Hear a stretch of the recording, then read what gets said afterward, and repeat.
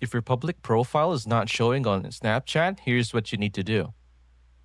On the Snapchat app, tap on the profile icon in the top left corner, then go to Settings icon on the top right. Scroll down until you see the section called Safety and Privacy.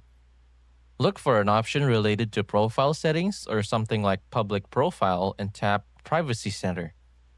Ensure that you have filled your bio and added at least one bit of profile information. If you already have it set to public, make sure it's still visible.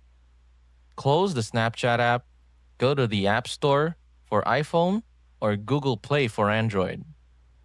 Search for Snapchat, tap on Update, and wait for it to finish. Open Snapchat again, check if the public profile option is visible, then afterward, go back to the settings page and scroll down to the Help Center option. Wait a few seconds for the Help Center to load. Look for privacy and tap on privacy settings. Search for public profile in the Help Center. Click on the article that says, "What is a public profile on Snapchat?" and scroll to the bottom. Click on No on the selection below, "Did you find this article helpful?" A form or contact option will appear and you can fill in your information there.